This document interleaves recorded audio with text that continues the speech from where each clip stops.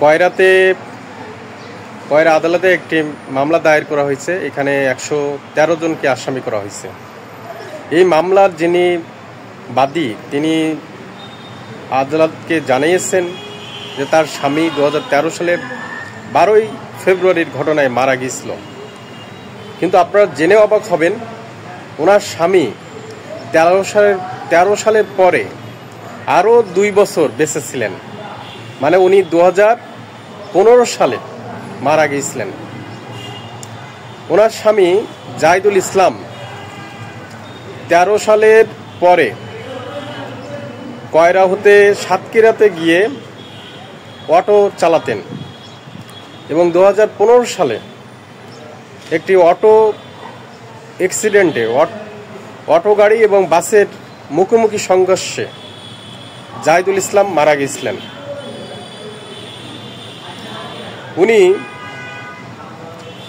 ওনার স্বামী সবিরুন্নিসা ওনার স্বামী হত্যার জন্য কয়রা আদালতে 6 জন সাংবাদিক, 7 জন আইনজীবী,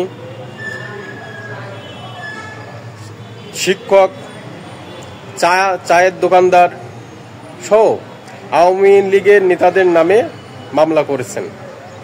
ওনার মামলা করার পূর্বে কয়রা আদালতে আরও একজন মামলা করছিলেন।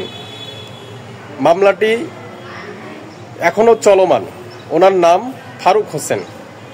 এই ফারুক হোসেনও একই ঘটনা নিয়ে এই সংঘর্ষের ঘটনা নিয়ে মামলা করছিলেন। সেইখানে জাহিদুল ইসলাম আহত হয়েছিলেন বা নিহত হয়েছেন তিনি কিন্তু এটা জানায়নি। মানে একই ঘটনা কিন্তু যে ফারুক হোসেন মামলাটা করছেন কয়রা আদালতে উনি কিন্তু একবারও আদালতকে বলিনি যে এই ঘটনায় জাহিদুল ইসলাম নামে একজন মারা গিয়েছেন। তো 1 যুগ আগের একটি ঘটনায়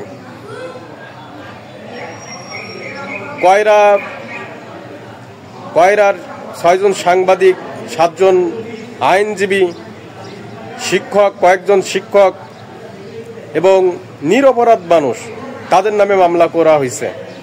মূলত এই মামলাটা করার জন্য স্থানীয় কয়েকজন নেতা এবং কয়েকজন আইনজীবী এই বাদীকে ফোর্স করছে মিথ্যা মামলা করার জন্য। আমরা যেটুকু জানি, এই মামলা করার জন্য খুলনাতে অবস্থানরত কয়রায় বাড়ি এক আইনজীবী তিনি মূলত মামলাটা লিখে দিয়েছেন এবং কয়রার একজন নব্য জামাত নেতা তিনি থেকে মূলত এই মামলাটা এই বাদী সবিরুন্নিসাকে দিয়ে মামলাটা দায়ের করছেন এবং যেদিন মামলা দায়ের করা হবে সেদিন কোর্ট আওয়ারে এই মামলায় যাদেরকে জড়ানো হয়েছে এখানে প্রায় সবাই নিরপরাধ। এরা এই ঘটনা সম্পর্কে জানে না। যেমন এই মামলায় আমাকেও জড়ানো হয়েছে। আমি তখন কয়রায় থাকতাম না, আমি পড়াশোনার জন্য আমার বিশ্ববিদ্যালয় গোপালগঞ্জ বিজ্ঞান ও প্রযুক্তি বিশ্ববিদ্যালয়ে অবস্থান করছিলাম। আমি তখন ওই বিশ্ববিদ্যালয়ে পড়াশোনা করে আমি এই ঘটনা সম্পর্কে জানিই না এবং আমি দীর্ঘদিন কয়রার বাইরে ছিলাম, প্রায় 20 সাল পর্যন্ত। অথচ এই ঘটনা সম্পর্কে আমি না জেনেও আমাকে হয়রানি করার জন্য এবং আরও 6 জন সাংবাদিক, 5 জন সাংবাদিক তাদেরকে হয়রানি করার জন্য এই মামলায় তাদেরকে নাম দিয়েছে। এই মামলাটা সম্পূর্ণ বানোয়াট। কারণ এই মামলার যিনি বাদী ওনার স্বামী 13 সালে নয়, ওনার স্বামী মারা গেছেন 15 সালে রোড অ্যাক্সিডেন্টে। ওনার স্বামী 13 সালের পরেও 2 বছর বেঁচে ছিলেন এবং রোড অ্যাক্সিডেন্টে মারা গিয়েছিলেন এবং উনি কিন্তু মামলা করার সময় আদালতের কাছে ওনার ডেথ সার্টিফিকেট জমা দেয়নি যে উনি কিভাবে মারা গিয়েছিলেন।